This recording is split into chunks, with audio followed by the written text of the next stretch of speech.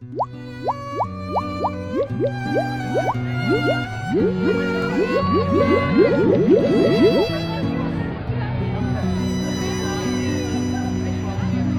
arratzalde on danoi eta eskerrik asko Zarautz herrizaintzailea eta Zarautz honi gonbidapenagatik oso gustora etorri naiz.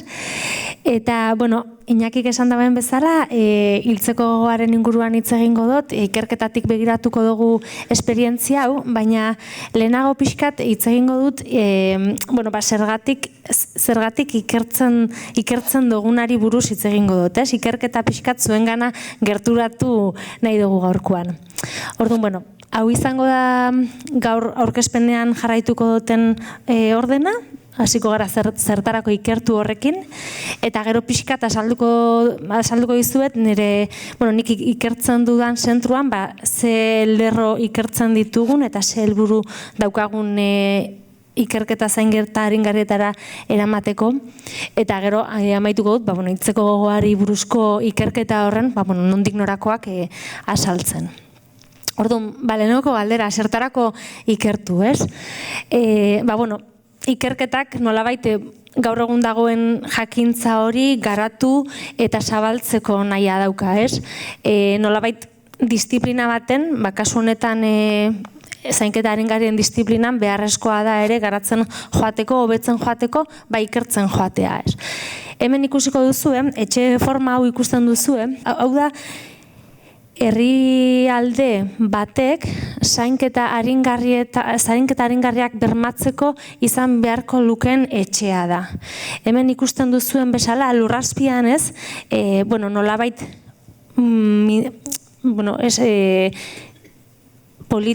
osasun politikei buruz hitz egiten du, nolabait hitz egiten du komunitateen inguruan, ez? Etxe horren azpiko zimentu hori oso garrantzitsua dela, politikak izatea, komunitatea ere,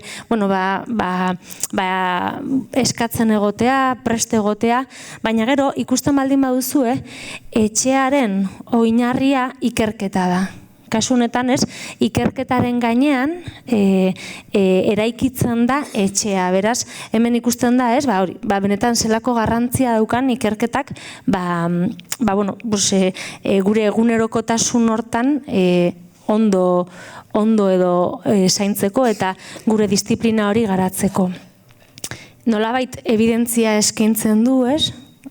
Kalitatea eskaintzen dio eta praktika profesionala ere hobetzen du ikerketak. Gero, hau gainetik azalduko dut, pixkat konplexuagoa da, baina ikerketari buruz ari garenean, askotan, etortzen zaigu, deitzen digutenean, esango duzu mesedez, zure satisfakzio maila gai honekin 0tik 10 zenbatekoa den, ez? Askotan lotzen dugu dena zenbakiakin, ez? 0tik 10 ondo atenditu diazu nire zalantza, 5 ipintzen dizut, ez? Baina, kasu honetan, eukin behar dugu kontutan, zainketa aringarrietan, pertsonekin ari gara, ez? Eta pertsonak ez gara zenbakiak eta ez gara askotan neurtu daitekeen gauza bat, ez? Gure esperientziak, neurtu alko dira batzutan, ez? Adibidez, oso ohikoa den galdera da, ezaidazu momentu honetan, mesedez, 0tik 10 zenbateko mina daukasun. Igual esaten zu bilu, momentu honetan, nire mina 7 baten ipintzen dut, baina nik galdetuko banizuke, ezaidazu mesedez, min horrek zer suposatzen duen zuretzako, ezingo nuke zenbaki batekin ipini, ez? Nola neurtu hori 0tik 10. Entzun egin beharko nizuke, ez? Zer suposatzen du min horrek zuretzako? Zerbaitekin lotzen duzu, gaixotasunarekin lotzen duzu, beldurtu egiten zara, ez?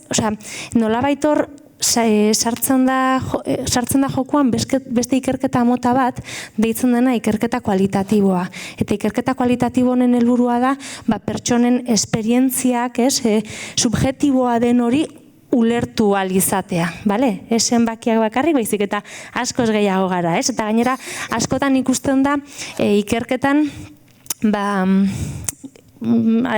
demagunzuk interbentzio psikologiko bat aplikatzen duzu, eta eskalak pasatzen dituzu eta esaten du, interbentzio honek ez du balio. Baina gero igual gaixoarekin hitz egiten duzu eta esaten dizu, ez dakizu, ze gustora hon nintzen izketan eta hon egin zidan, ez? Eta hori dena batzeko modua, ikerketa kualitatiboa da. Nortzu gara, ez? Nafarroako Unibertsitatetik nator eta guk Atlantes deitzen den zainketa aringarrien behatokian egiten dugu lan. Eta gure helburua da, gizartean eta medikuntzan, gaixotasun aurreratuaren kontzeptu edo pertzepzio horren, nolabait hori, pertzepzio positibo bat eukitzea, askotan dagoelako pertzepzio negatibo bat bailitzan, osea, jarrera positibo bat sustatzea du gure helburua.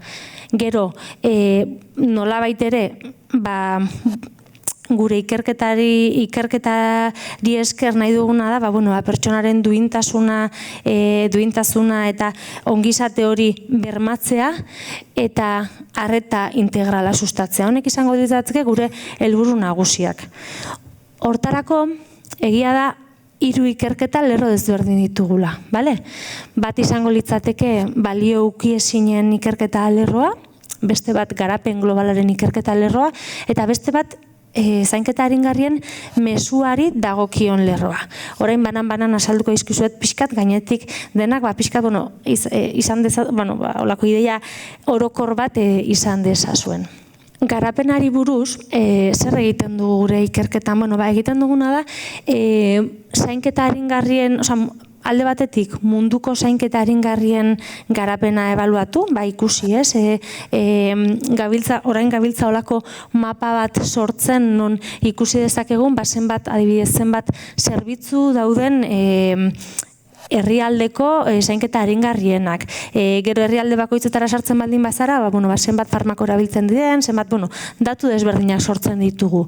Eta gero egia da, pixkat zehatzagoa lan egiten dugula Europako herrialdeetako zainketa aringarrien garapena neurtzen, eta nolabait neurtzen dugu, kasu honetan Iñakik esan du, larun batean geratuko gara legea eskatzeko, zainketa aringarrien legea eskatzeko. Segia da, Espainiar estatua kontutan izan da, ez dagoela zainketa aringarrien legerik. Ikusten dugu ere bai, adibidez, datu batzuek diote, zainketa aringarriak unibertsitateetan, medikuntzako unibertsitateetan, erdietan bakarrik eskaintzen dira zainketa aringarrien asignatura. Erizaintzan berdin.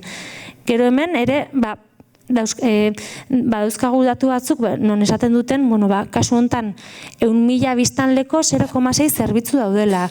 Berez, egokiena 1,2 izango litzateke, ez? Orduan, ikusi duguna da, nolabait, zainketa aringarrien garapena neurtzeak askotan balio duela, joaten garenean politikarien gana gure foietarekin esateko, begira nola gauden, eta esan zenuten hobetu behar zenutela, baina ez duzu hobetu, eta nolabait datuak ematen ditugu, zainketa aringarriak sustatze aldera. Hau izango litzateke garapenaren inguruan lan egiten duguna, eta gero aipatu dut beste ikerketa lerro bat daukagula mezuari dagokiona. Kasu honetan, nahi duguna da, zainketa aringarria bultzatzea, nolabait mezu positibo bat helaraziz gizartean. Egia da, ikerketa batek beste ikerketa bat dakarrela, ez? Ikerketa bat egiten duzu, horrekin ateratzen dituzu zure ondorioak, eta gero beste batekin lotzen duzu, eta, pixkat horrela joaten gara, ez? Eta lerro hau hasi zen egunkarietan zainketa aringarriei buruz zer esaten zen aztertzen. Egia da askotan, zainketa aringarrietan daukagun sentsazioa da, kosta egiten zaigula aurrera egitea, garatzea, zainketa aringarriei buruz jendeak hitz egitea, positiboki hitz egitea, eta ikusi zutena zen, egunkarietan zainketa aringarriei buruz agertzen zena, askotan ideologiari lotutako mezu bat zela, eta hori argi eta garbi oztopo bat da gure disiplinak aurrera egiteko orduan, eta gainera beti mesua negatiboa zen, beti zen eriotza, esen kalitatea edo esperantza edo esen negatiboa, eta orduan ikusi genuen, horrek ere eragina daukala jendeak gutaz uste duenari, azkenean beti daukagu, oraindikan badaukagu lan hori, aizu eta gaixo honek badaki zainketa aringarriak garela, edo zer esaten diogu, askotan guri pasatzen zaigu, onkologoek igual ez digute pazienteak deribatzen, ez direlako ausartzen esatera zainketa aringarrietako taldea garela, orduan, hor oraindikan badago zer landu, Orduan, ikusi genuen pixkat gizartean zer gertatzen zen, egunkarik zer esaten zuten, eta galdetu genien gure buruari. Eta guk, profesional bezala, zer esaten diegu, zer esaten du ospitalean, edo zer esaten diegu gaixoi eta familiai, Orduan, egin genuen olako beste ikerketa bat, pertsona bat sartu zen hiru ospitale desberdinetan, zainketa aringarrietako taldeetan, eta ikusi zuten zen guk helarazten genuen mesua batzela bizi kalitateari buruzko mezu bat zela, bai gaixoa zentruan hartzen zuela pertsona bezala, eta baita familiare garrantzitsua zela komunikatzen genuela. Mezu hori guk profesionalek bidaltzen genuen familia eta gaixoi. Hori garrantzitsua zen. Eta galdetu genuen, eta adibidez, poblazio gazteak ze iruri dauka zainketa aringarriena, Eta hor, unibertsitateko gazteen gana joan ginen galdetzera izuezuek, zer dakizu zainketa aringarri buruz. Eta egia da, ez zekitela gauza asko. Nolabait, zainketa aringarriak ez zegoenez gizartearen eztabaidan, ez egiten gauza asko. Gero kontatzen hasita, pixkat kontatzen hasita, horrek itxura ona dauka, baina hasiera baten euren jakintza esen handia. Eta orduan momentu honetan, gure helburua da ikerketa lerro honetan ikaslei, ez bakarrik osasun munduko ikaslei, baizik eta beste hainbat karreretako ikaslei, zainketa aringarrien asignatura bat eskaintzen diegu, pixkat ideia izan dezaten, eta ikusi duguna da, nolabait, gazteen artean ahos-ahokoak funtzionatzen duela, eta igual euren kuadrian gero komentatzen dela zu, zainketa aringarrietako asignatura baten abil, eta interesgarria da, eta nolabait, mezu positibo hori bagoa zela gazteen bidez zabaltzen. Azkenik, eta ikerketarekin bukatzen dut erain, eta sartuko naiz giltzeko buruz hitz egiten, hirugarren ikerketa lerroa, pertsonen baloreen ikerketa lerroa daukagu. Eta, baloreak, kasu honetan guk aztertzen dituguna hemen, ukiezinak diren balorei buruz egiten dugu lan, Nolabait, hemen sartuko litzateke hiltzeko gogoaren ikerketa, hemen sartuko litzateke duintasunaren inguruan ere ikertzen dugun hori, baita eskerronaren inguruan ere ikertzen duguna, nolabait, ikusi duguna izan da, eskerronak gaixoek eta familiek profesionalei egindako eskerron erakusketek nola eragin positiboa daukaten profesionaletan ikusi dugu, eta nolabait egia da, Europan zehar eskerronaren inguruan ere badirela hainbat ikerketa lerro, eta eurekin kontaktuan ere bagaude, eskerronean murgildu nahi garelako, eta gero, azkenik, sedazio aringarriari buruz ere ikertu dugu, hemen infografiko bat sortu genuen, euskeraz ere badago infografikoa, infografiko hau pixkat publiko orokorrari zuzendutako infografikoa da, datu zehatzekin, oso errezulertu daitezkeen datuekin, zeren eta ikusi genuen, sedazioaren inguruan ere, hainbat txarto ulertu badirera oraindik ere, eta garrantzitsu iruditzen zaigu, horiek ondo ulertzea. Orduan, amaitu dut ikerketako sarrerarekin, eta orain, hiltzeko gogoari buruz hitz egingo dizuet, ez? Guk egin genuen, gaixotasun aurreratua zeukaten pertsonekin egin genuen ikerketari buruz. Zergatik erabaki genuen ikerketa hau egitea? Nola, gure egunerokotasunean hiltzeko gogoa zeukaten pertsonak hartatzen genituelako, ez? Eta ulertzen genuelako, esperientzia hau sakonago ulertzea beharrezkoa zela, erantzun individualizatu eta egoki bat emateko, ez?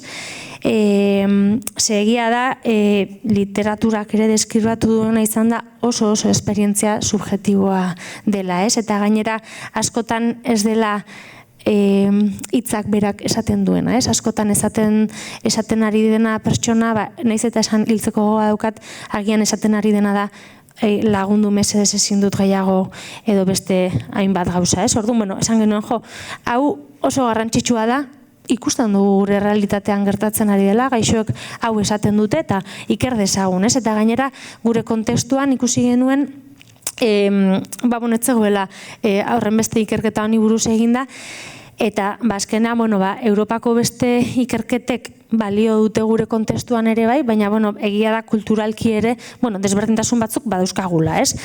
Orduan, animatu ginen hau ikertzera, ez? Eta hemen ere, pixkat lehen esan dizuedan bezala, ikerketa kasunetan egin genuen kuantitatiboa, eskalekin eta horrela, eta kualitatiboa ere bai, ez? Esperientziak entzun genituen. 200 pertsona elkarrizketatu genituen ikerketa kuantitatibo honetan, 2 momentu desberdinetan, nik usten dut lagina nahiko handia hartu genuela, eta eskala batzuk erabili genituen, ikusteko, adibidez, zenbatekoa zen prevalentzia, ze faktorek eragiten duten hiltzeko gogoenetan, ia denboran aldatzen den esperientzia hau, ze nolabait literaturan irakurrita genduena zen, esperientzia hau esan dugulen oso subjektiboa dela, eta bebai askotan ambivalentea ere izan litekeela, ez? Igual agian gaur esaten dizut hiltzea nahi dut, baina elkarrizketa berean esaten dizut, eske hemendik 7 hilabetetara nire alaba eskontzen da eta eskontzan egon nahi dut, orduan esaten duzu, baina nola, zenuen esan nahi hiltzea nahi zenuela, ez? Orduan, horrelako gauzak neurtzeko ere eskalak erabili genituen. Eta hori, gaixotasun aurreratua zuten 200 pertsonarekin egin genuen, Iruñan 2 ospitale desberdinetan. Eta gero, ikerketa kualitatiboa ere egin genuen, eta kasunetan ikerketa kualitatiboak lehen esan dudan bezala, bere helburua denez pertsonaren esperientzia horretan sakontzea, kasu honetan, hiltzeko gogoa zeukaten 12 pertsonari elkarrizketa sakonak egin genituen, nolabait euren arteko antzekotasunak ikusteko helburuarekin. Eta hau Iruña eta Gasteiz arteko ospitaletan egin genuen. Emaitzak. Kasu honetan egia da elkarrizketak nik egiten nituela, parte kuantitatibo honetako elkarrizketak nik egiten nituen, eta ni ez nintzen talde klinikoaren parte. Galdetzen genionean gaixoei ia posible litzateken eurengana gerturatzea euren emozioi buruz eta hitz egiten, ze hori zen lehenengo gerturak eta modua hori zen guretzako. Zergatik, ez genekielako nolakoa izango zen beraien erreakzioa ezaten bagenien hiltzeko gogoaren inguruan hitz egingo dugu ere bai, ez? Eta iruditzen zitzaigulako, oso tentuz eta delikadeza handiz gerturatu behar den gai bat dela ere bai, ez? Orduan, esaten genien hori pertsonaren aspektu sakonei buruz egiten ari ginela ikerketa. Gehienek baiet esaten zidaten, pasal nintzela ikerketa asaltzen, ez? Zuek imaginatu, ez? Gaixotasun aurreratu batekin, ingresatuta zede ospitalean, eta eskaintzen dizute ikerketa honetan partatzea, eta bai esaten dut, orduan nolabait, badago olako predisposizio bat hitz egiteko gai hauen inguruan, ez? Eta gero, esan dizudan bezala, gaixoak bi egun desberdinetan elkarrizketatzen dituen. Eta ja, lehenengoko egunean, hiltzeko gogoari buruz hitz egiten genuen.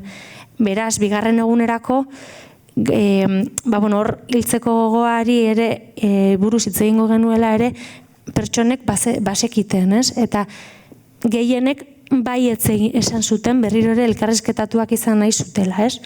Esan zuten horiek egia da etzegoela ezela egon pertsona bat esan zuena ez dut nahi hau buruz hitz egin gehiago zen, beraien egoera fisikoa edo, pixkat komplikatu zelako, ez? Zer ikusi genuen? Hori, hitz egin daitekela gai hauen inguruan, ikerlari batek hitz egin zuen gai hauen inguruan, eta gainera, analisi estadistiko batzuk egin genituen, eta ikusi genuena izan zen, gai hauei buruz hitz egiteak ez duela esperientzia hau sortzen, ez da, batzutan profesional batzuek esaten dute, nik nahiago dut, nahi buruz ez hitz egin, ideiaren bat hartu behar dio da buruan, eta batean hiltzeko gogoa izan behar duen, eta ikusi genuen izan zen, ez da ezer aldatzen.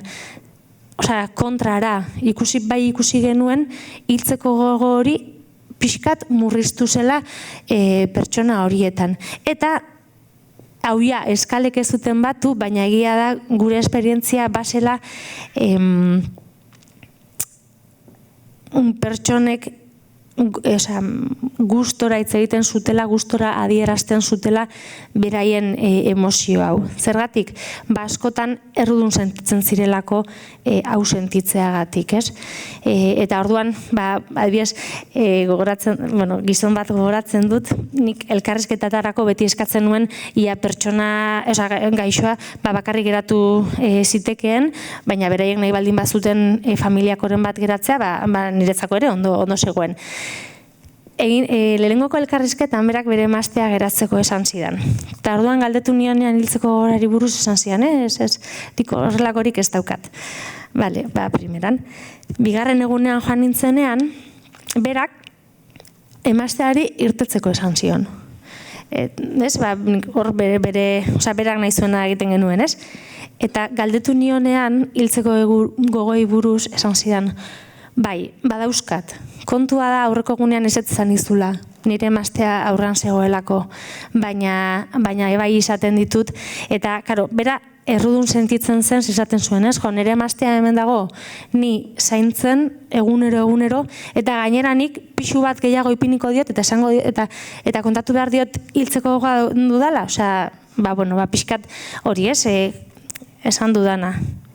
Hiltzeko gogorik, hiltzeko gogoi buruz hitz egiteak ez du hiltzeko gogorik sortzen, eta gainera, pixkat arindu lezake pertsonaren emozio hori, ez? Bai hemen, oin kontratzen ez, matiz txiki bat, ez? Hiltzeko gogoari buruz galdetzerako orduan ere, jakin egin behar da nola galdetu eta noiz galdetu. Hau da, ezin gara joan pertsonen gana ezaten, zuk gogoa dukazu ez. Nik hau elkarrizketa baten amaieran galdetzen nuen pertsonarekin konfiantzazko harreman bat egin nuela bermatu ondoren, eta galdetzeak minik ez ziola egingo bermatu ondoren. Beste emaitza interesgarri bat izan zen, hiltzeko gogo desberdina daudela. Hau da, ez da berdina, pertsona batek esaten badit, aurreko astean itzelesko minarekin egon nintzen, eta azken momentu batzutan esan nuen, nik ezin dut gehiago ontzan, nik hil nahi dut. Hori hiltzeko gogo bat da, agian min hori kentzen baldin baduzu joan egiten dena. Joan etorrian ibili daiteken hiltzeko gogo bada. Eta gero, badago beste hiltzeko gogo bat, eta kasu honetan euskeraz ere izango genuke hiltzeko desioa dela, zerbait pixkat sakonagoa dela, eta hau izango litzateke adibidez pertsona batek, niri behin elkarrezketa hasi, eta berak esan zidan begira, nik gauzat oso garbi izango dizut. Nik nahiago dut eriotza bizitzea baino. Orduan, hor ikusten duzue, bi adibide honetan, bi pertsona hauen hiltzeko gogoa desberdina dela, ez? Batzuk noizean behin daukate, gehiengoa hau da, eta beste batzuk egunero daukate hiltzeko gogo hau. Eta beste gauzat ikusi genuen ere oso garrantzitsua izan zen, ikustea, hiltzeko gogoa daukaten pertsona guztiek ez dutela pentsatzen heriotza aurreratzea, ez? Erlazionatuta daude, baina honek azpimarratu zigun gure ideia, ez? Pertsona bakoitzarekin jarri behar gara entzuten, zer esan nahi duen, zer egin nahi duen, ez? Ondo ulertu behar dugu pertsonaren esperientzia. Hemen ez dizuetelan maitza estadistikorik eta horrela ipini, konplexuagoa izango litzatekelako, baina pixkat hauek izan ziren laburbilduta gure emaitza kuantitatiboak, ez? Hiltzeko gogoan, zerk eragiten du? Ikusi genuen, oraindikan ere, sintomen karga sintomatikoak eragin handia zeukala. Oraindikan minak eragin handia zeukala. Eta beste alde batetik, sufrimentu existentzialak. Sufrimentu existentzialak, kasu honetan, hiltzeko gogoan, sufrimentu existentziala kasu honetan bi modu desberdinetara neurtu genuen, eta bat bai izango zen, zer da sufrimentu existentziala, alde batetik izan liteke bizitzaren zentzu eta esperantza hori galtzea, eta beste alde batetik ere bai, sufrimentu existentzialaren barruan ere badago guk sentitzea egoera honekin ezin dugula, ez? Eta horrek ere eragina zeukan pertsonen hiltzeko gogo honetan. Eta are gehiago, heriotza aurreratu nahi zuten pertsonen kasuan, bigarren honek sentitzeak egoera honekin ezin dut gehiago, hori zen heriotza aurreratu nahi izatea eragiten zuen faktorea. Pixkata bolan gainetik azalduta, parte kuantitatiboko maitza hauek, eta gero egia da, lehen esan dudana, ez? Hasieran parte kuantitatibo honetan, geunden honetan ere, elkarrizketak egiten genituen pertsonekin, eta gauza batzen dituzunak baino gauza gehiago entzuten dituzu, ez? Eta gaixoek bai hitz egiten zuten, adibidez karga bat izateari buruz, ez? Hau zen 84 urteko pertsona bat, eta familia ondoan zeukan, baina berak esaten zuen, ez? Desagertzea besterik ez du nahi parasito bat naiz familiarentzako, ez? Hori esaten zuen negar artean. Gero beste pertsona batek laguntza faltari buruz hitz egiten zuen. Kasu honetan, bikote hau, holako mendi inguruko leku baten bizi zen, emakumea analfabeta zen, eta ez zeukaten rekurtso ekonomiko, ez da familiarrik ere ez, eta orduan esaten zuen, etxean nengoenean, insulina dosi altuak hartu nituen ea hiltzen nintzen. Ez daukagu laguntzarik, nire emaztea eta ni bakarrik gaude. Kasu honetan zer gertatu zen, pertsona hau ospitalean ingresatu zen, eta bere hiltzeko gogoa joan egin zen. Ospitalean babestuta sentitzen zela zioen, eta bertan gustura zegoela, eta ja ideia horrek ez euskala esaten zituen, ez? Eta beste alde batetik ere, beste batzuek beldurra zeukaten. Adibidez kasu honetan, esaten zuen, ez? Aurreko egunean, gelakidea minez zegoen, minez hiltzen, eta nik ez dut horrela hiltzerik nahi. Gauza txarrak albezain askarren, ez? Hori da beste pertsona batek esaten zuena. Edo beste pertsona batzuk ere, askotan igual, familian edo bizi izan ditugun heriotza txar horiei referentzia egiten zieten, ez? Esaten zuten eskenik horrela ez du nahi, eta nik nahiago dut hiltzea, ez? Zati honekin amaitu dugu, eta orain bai ikerketa kualitatibo horrei buruz hortan atara genituen emaitzak azalduko dizkizuet. Lehen esan dudan bezala, ikerketa kualitatiboan fenomenoaren esentzia bilatzen dugu. Hau da, hiltzeko gogoa karakterizatzen duen hori bilatzen dugu. Zer da hiltzeko gogoa daukaten pertsona guztietan komuna dena, ez? Horren bila ibili ginen. Eta ondo azaltzea lortzen dudan, ikusi genuena izan zen, hiru aspektu ikusi genituen, hiltzeko gogoa zituzten pertsonetan, komuna zena.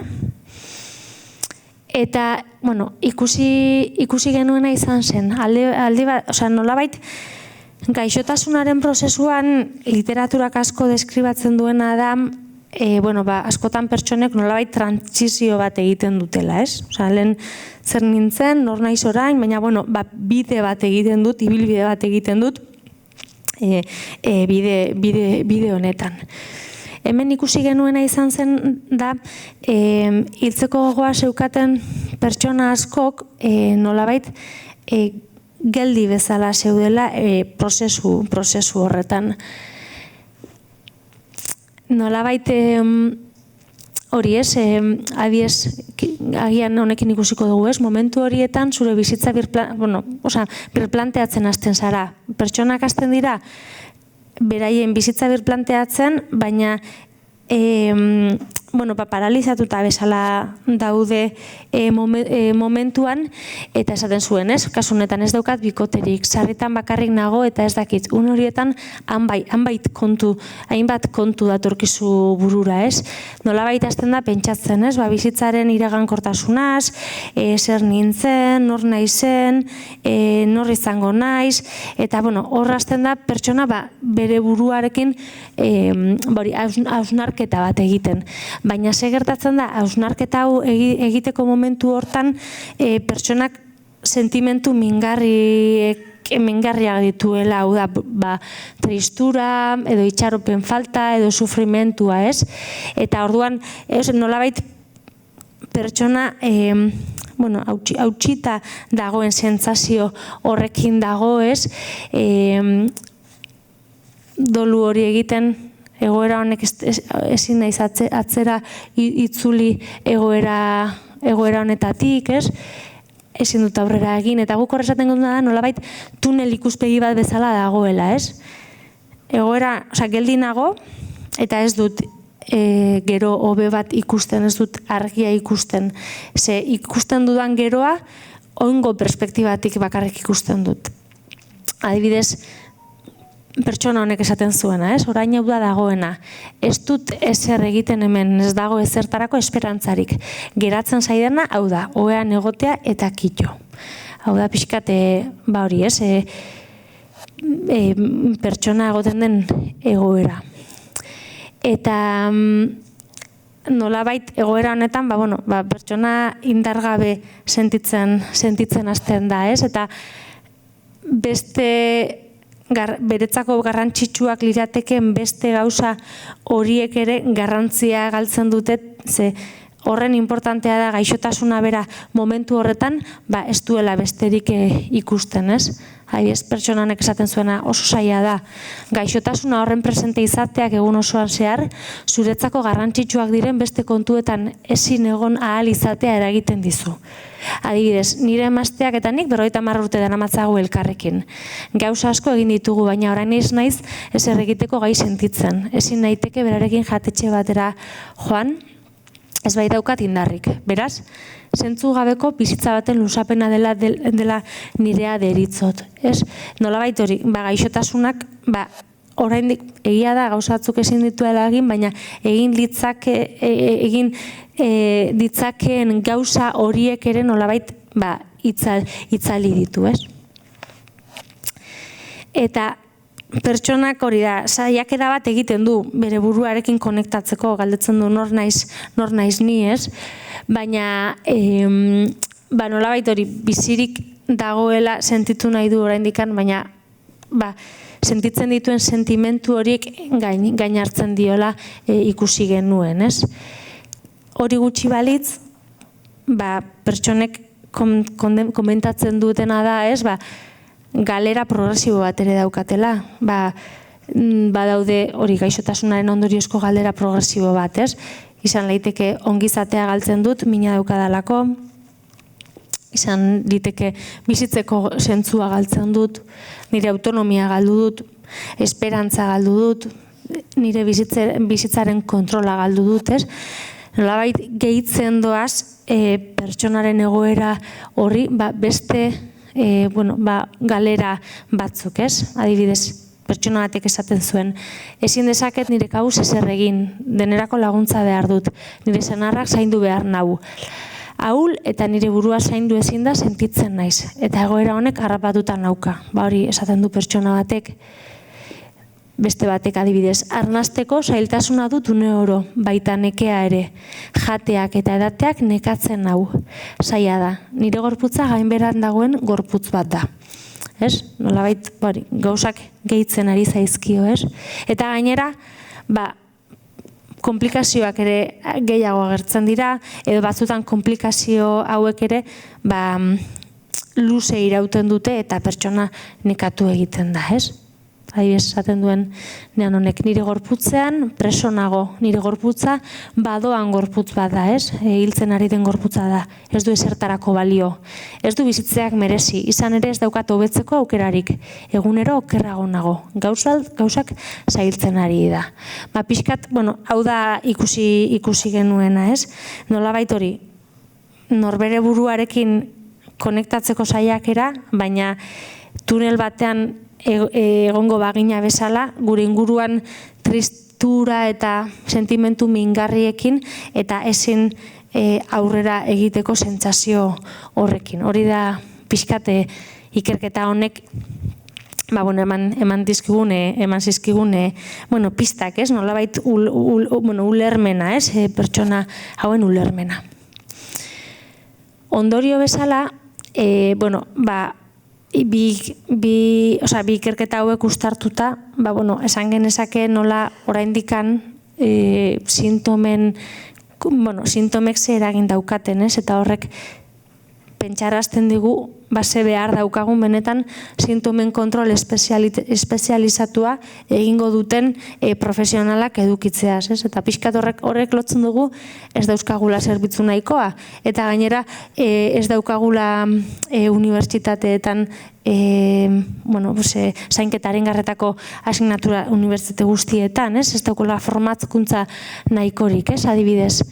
Eta gero, beste hildo bat zabaldu zigun guretzako, nola sufrimentu existentzialak pixu handia daukan esperientzi honetan, Eta horrek pentsarazten digu, ze garrantzitsua den, esfera existentzial hori landu eta espera existentzial horretan lagunduko digun pertsona baten, pertsona bat izatea onduan, izan daiteke psikologoa, eta azken urteetan bagabiltza ikusten nolabait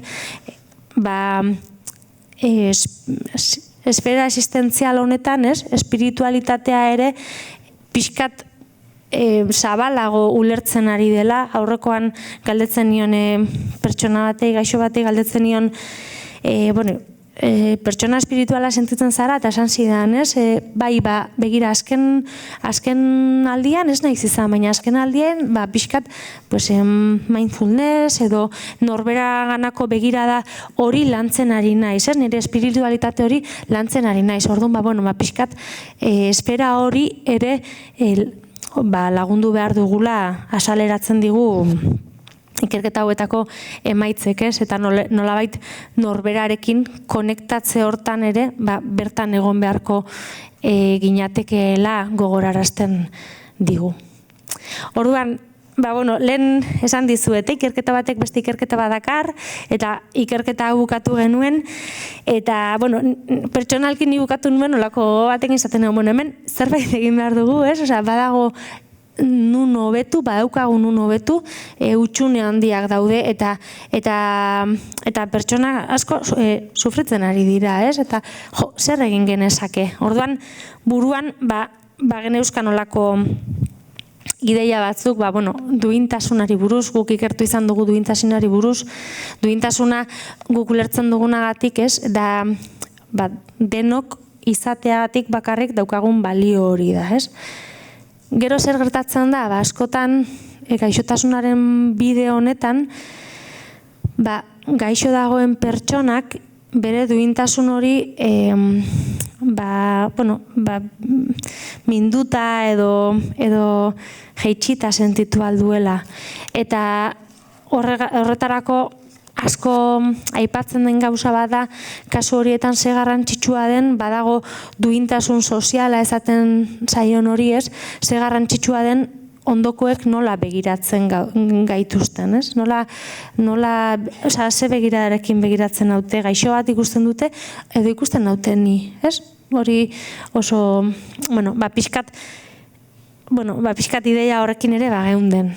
Bizitzeko zentzuari buruz ere hitz egin dugu, sufrimentu existentzialari buruz hitz egin dugu, norbere buruarekin konektatze abilatzeari buruz ere hitz egin dugu, ikusi dugu ikerketan ze garrantzitsua den, eta hortik abiatuta ikusi genuen nola guk esperientzia geneukan terapia de la dignidad izeneko terapia bat dago, duintasunaren terapia izeneko terapia dago, eta duintasunen terapia honetan nolabait egiten duzuna galdera bitartez zure bizitzari buruzko repaso bat egiten duzu. Eta, lan laburra salduta, eta bai ikusi duguna da nola terapia honek ze efektu positibo dauzkan gaixoarengan, duintasuna indartzen du, norberarekin konektatzea ahalbidetzen du ere bai, inguruko mezuak edo bai, naiz eta helburua hori ez izan, ingurukoei gauzak esatea ere ahalbidetzen du, ez? Badauka holako, ikusi dena da, efektu oso positiboa daukala. Eta hildo beretik ere, geneukan buruan, modu xumeago batean, zegoela beste interbentzio bat, deitzen dena gaixoen duintasunaren galdera, ez? Eta honek ere, ikusten genuena zen, efektu positiboak deskribatu zirela Europan zehar eta munduan zehar galdera honekin. Helburua zein da? Galdera honekin guk galdetzen duguna da, ez? Baieztapen bat egiten dugu hasieran, eta da sarritan gaixoek beraiek hartatzen dituzten profesionalek gaixotasuna ulertzen dutela sentitu arren pertsona bezala ezagutzen ez dituztela sentitzen dute. Eta horrek kezka sortzen dira. Eta galdetzen dugu, ez? Zer jakin beharko nuke pertsona bezala zuri buruz ahalik eta hobekien zaintzeko, ez? Zer jakin beharko nuke zuri buruzu hobekien zaintzeko.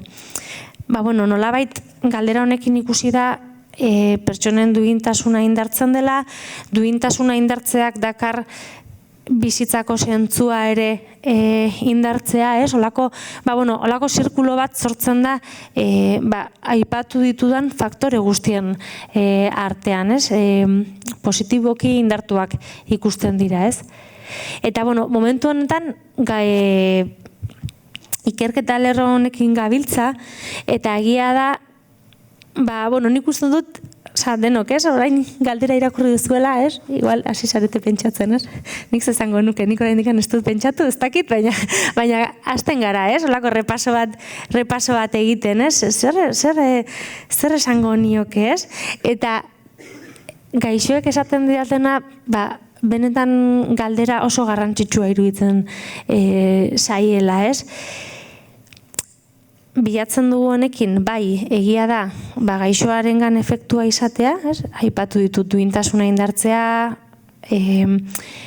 norbere buruarekin konexioa hori ere indartzea, eta iruditzen zaigu egunerokotasunean profesionalek ere informazio hau edukitzea oso garrantzitsua dela, lehen esan dudana, nola begiratzen dugu gure ondokoa berari buruz gehiago jakiten baldin badugu, ez? Nik uste dut hori denok egiten dugula, ez? Igual, batzutan, aurre iritzia dauzkagu, edo, bueno, eta jakiten duzunen pixka gehiago ondokari buruz, beste modu batera egiten dutzagu, ez? Beste osotasun baten ikusten dugu, ez? Eta orduan, bai uste dugu honek ere, profesionalengan begirada aldatuta, gaixoa desberdin sentitu litekeela profesionalen aurrean, ez? Nolabait da, olako zirkulo bat dena beraien artean erlazionatuta dagoena, ez? Galdera polita da, eta askok esaten didate, ze zaila, ez? Galdera honi erantzutea. Eta askotan gainera, ez dutelako, nolabait ez dutelako, eta hau, pixkat penagarria da, baina ez dutelako espero ospitaleko giro horretan pertsona bate galdetzea aizu eta hor zara, zer jakin behar duzuri buruz ondo zaintzeko, ez? Ez gaudelako ohituta, eta hori ez litzateke horrela izan behar, ez?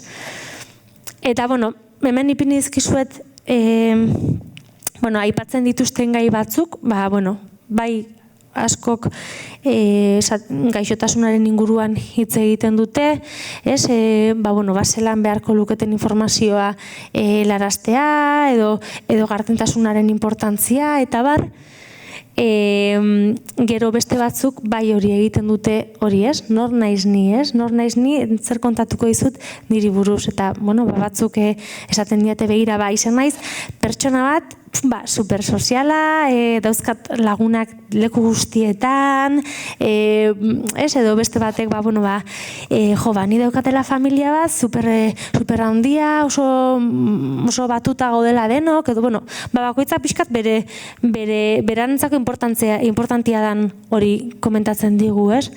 Askok ere autonomiaren garrantziari buruz hitz egiten digute, ez? Base garrantzitsua dan nik hartzean ere osasunari buruzko erabakiak, edota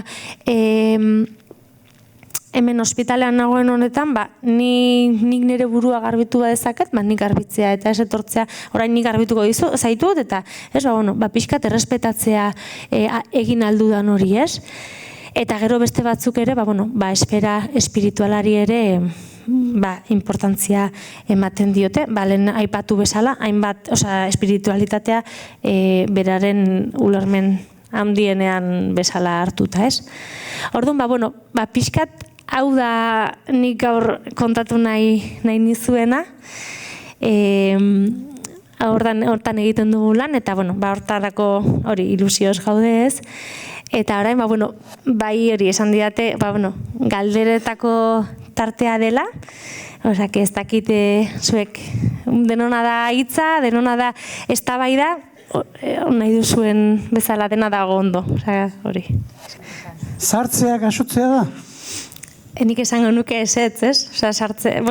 Azkenean bizitzaren prozesuan dagoen parte bat da, ez? Jaiotzen garen momentutik esartzen ari gara, esaten dute batzuk, ez? Orduan, nik bizitzaren prozesu normal bat ezala ikusten dut, ez?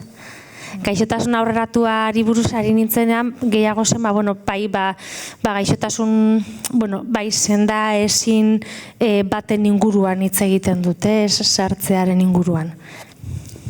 Asko gustatu zure hitzaldia eta puntu pila bat bota dituzu.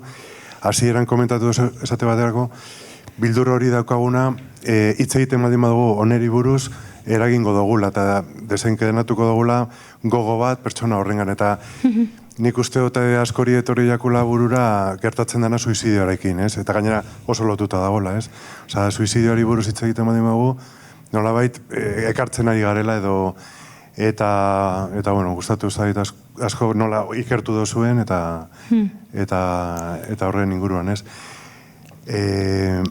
Gero beste alde batetik, sufrimento existentziala, nik uste dut dala beste puntu bat sarritan ondo ulertzen ez dana, ez? Ulertzen dala arlo fizikoa, mina, arnazestua, baina sufrimento existentzialana ez dala ondo ulertzen, eta gainera oraindik dagola ez baian sedazio aringarri bat, ipini dezakegun olako kasu baten aurrian, ala ez. badagoz gero eta artikulu gehiago horren inguruan, eta bueno, pixka bat aber zer ikertu dozuen, eta hola. Bai. Bueno, lehengoko puntuari dagokionez esaten duzuna hori, hiltzeko gogoa esploratzeak ez du hiltzeko gogoa eragiten horretan, eske gure esperientzia da, eta nolabait egia da gure talde klinikoa pixkat, hau jakin da pixkat erlaxatu moduan egin zela, esan zuten nahi, bale, ze ondo orduan, galdetu genezake, beldurra ematen du, eta gaixoen ikuspuntua ikusta, nik jasotzen dudana da, normalizatze horrek asko laguntzen diela. Nik galdetzen dudanean hiltzekoen inguruan nolabait normalizatu egiten duz, eske eukin kontutan 5 pertsonatik batek daukala, nahiko ohikoa den gauza bada, ez? Eta aurreko astean emakume bat elkarrizketatzen eta esaten nion, pertsona batzuek momentu batzuetan bitxatzen dute, esko horrela bizitzeko nahiago dute ez biziazuk, hau zer, zelan sentitzen duzuta? Bai, ez dakizu, baina ja holan normal, ez? Eta hori asko eskertzen dutela. Sufrimento existentzialari dagokionez, karo, eske sufrimento existentzialari buruz egiten du, baina karo, nik uste dut profesionalek daukagun erronka bat badela gure sufrimentu existentzialari buruz pentsatzea, ez? Nolabait, karo, nola zabalduko dugu hemen meloi bat gurea sostengatzeko gai ez baldin bagara, ez? Orduan nik uste dut hor, gure lanketa bat ere behar duen gai bat dela, ze zu pertsona baten gana joan behar baldin bazara eta honi buruz hitz egin behar baldin baduzu, badaukazu ardura pertsona hori sostengatzeko, baina horretarako zure ejean egon behar zara nolabait ere, ez? Orduan, nik uste dut kosta egiten den gai bat badela horregatik, ez? Eta bestalde esaten duzun Iñaki, sedazio aringarriaren inguruan eta sufrimentu existentzialaren inguruan, bai, literatura, oso, sarritan entzuten dugun gaia da, ez? Batzuk aldekoak dira, beste batzuk ez dira. Pertsonalki eta guk egin dugun ikerketa hau proiektu europear bat zen, parte hartzen genuen guk, Alemania, Holanda, Inglaterra, Polonia, bai. Herrialde desberdinek parte hartzen genuen proiektu europeo honetan, eta nolabait gure artean hitz egiten genuena zen ezin da pertsona bat sufritzen hil. Ez? Karo, hor, bai, galdera asko sortzen zaizkizu, ez? Nola lagundu dugu pertsona hori? Orain sufrimento existentzialarekin dago eta bere bizitzako azkenengo 2 egunetan dago. Bale, eske orain, karo, zerbait egin behar dut, ezin dut sufritzen itxi. Baina esaten du, baina nola lagundu dugu bere gaixotasunen ibilbidean? Rekurtsoak izan ditu, ez? Orduan, nik uste dut, ezin dugu pertsona bat sufritzen utzi, eta bebai horrekin batera paraleloan ere joan behar dela beste irakurketa bat, ez? Eta zertan hobetu behar dugu eta zer egin behar dugu pertsonak sufrimento existentzial hori gabe egoteko, ez? Edo laguntzeko horretan, ez? Ez dakit erantzun dizudan. Bai. Gai hau ez da hain erresa. Eta niri iruditzen zait, zaila goiteala, sekula espaezu bertan pentsatu, eta urte batzuk dituzunean eta kolpetik aztemazea pentsatzen. Eta esatezu, mekauen amar. Nola planteatu ozerrein. Ez dakit, nahi iruditzen zait, gai honek egon bertzula, etapa o kapitulo batzukin jarraian, ze aurretik aneukideun, umia, gaztetasuna, gure epoka onena, eta hor lotura bat lortuaz, gai honta aliatu, eta errexo ulertzeko moukua, ez da. Ulertzeko pertsonalki momentu hortara aliatzean nago, ez da. Ez da git. Bai, bueno, azkenean, bai,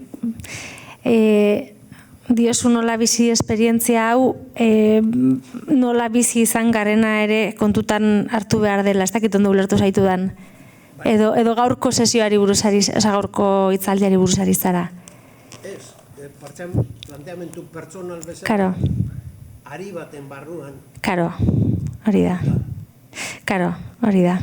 Bai, azkenean, hombre, bai, gu bizi izan dugun historioak ere, bueno, markatuko du nola gabiltzan gaixotasunaren egoera honetan, ez? Eta bai, ezin dela holan modu aislatu baten bezala hartu, ez? Azkenean, guk egia da elkarrizketak eta egiten genituenean, galdera zabalak ziren eta pixkat gure galdera hasten zen, ez?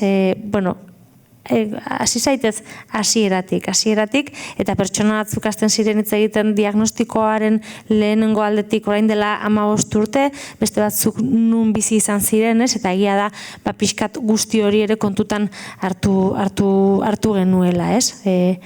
Aztertzeko orduan, baina bai, arse daukazu, bai. Esaten dio, ni galderatxo bat daukat. Bai. Ez daka ikerketarekin zer ikusi, baina pare bat aldiz aipatu dezue ez daukagu Espainia mailan lege bat. Bai. Zainketa aringarriena. Bai. Ze gaur egoerarekin bakarrik uste dut Osakidetzako plana dago, ez? Edo horrelako bat. Bai, Iñakik esango dizu balagian hobeto horri buruz, zanik dinote, zainketa aringarrietako planari buruz. Zer suposatuko luke hori eukitzeak edo ez izateak, zer? Hombre, nik uste dut hori bermatuko lituzkela zerbitzu batzuk, garapen batzuk, ez? Eta hori ikusiko genukela zerbitzu kalitatea, baina Iñakik ez dakizu pixka gehiago.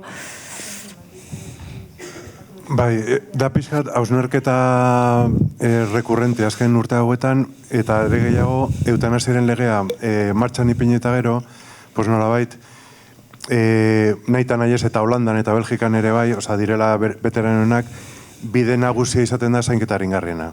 Eta orduan, pues daigarria da, nola minoria baten dako irten bide bat, regulatuta dagoen, eta bestia ez, ez? Osea, 110 dagokion zera bat, regulatu dugu, baina 190 ez gainontzeko bata ez dago, eta hor barne sartzen da, pues komentatu duzuna, atlasetan eta ikusten direnak, ez? Unibertsitatean gertatzen den zera falta eta hizkuntzan orokorrean, eta... Eskerrik asko. Hausnarketa txiki bakarrik da, pentsatzen egon, eta askotan ez, gertatzeigu pertsona hori dakaunean aurrian oso gaixo da honean, pertsona bezala ez dugu ikusten askotan, ikusten du gaixo bezala. Eta hor askotan ez arriskutsua da, ez? Zu nahi dezu, bai, gaixotasun hori arintzia, baina eraberien ez diozu pertsona hori dagokion begirada eskaintzen. Zaude, gaixotasunean zaude murgilduta. Orduan, askotan ez, horren ze kontraesanean murgiltzegan, ez? Bai, gaude, bai, nahi dezu pertsona hori lagundu, nahi dezu beronduan egon, baina nahi gertatu zait, ez dezu ikusten pertsona bezala, ikustezu gaixoa bezala. Eta hori bai, mingarria bai, behantzako, eta bai, norberandako. Bai, norberantzeko, baina gio konturatze geha. Eta orduan, askotan begirada hori, ez? Nola iritsi, ez, hau, lehen hori esaten zenduna, duintasuna hori da, ez azken finean, pertsona da, pertsona gaixoa da bai. Baina buruan nola euki behar deun, ze errotuta euki behar deun, pertsonekin nahi gehala, ez gala gaixoakin nahi. Karo, hori da, askotan hor ere, sufrimentoari buruz eta, bueno, lehen komentatu dut, baina, bueno, kurtso baten hitz egiten genuen, ez, askotan, karo, eski bestearen sufrimentoa gu horren beste mugitzen gaitu, bestearen egoerak, gu gaudela, ez gaudela gure egean, orduan, karo, zaintzen dugula ez bera ikusita baizik, eta aldugun bezala, gu olatu bat bezala gabiltzalako, sortzen digun horrekin, ez? Orduan, karo, gu gure zentroan egongo bagina, agian gure begirada ere beragan bakarrik egongo zen, eta ez gu ere regulatzen, ez? Baina bai, eskerrik asko, Egoreita. Eskerrik asko.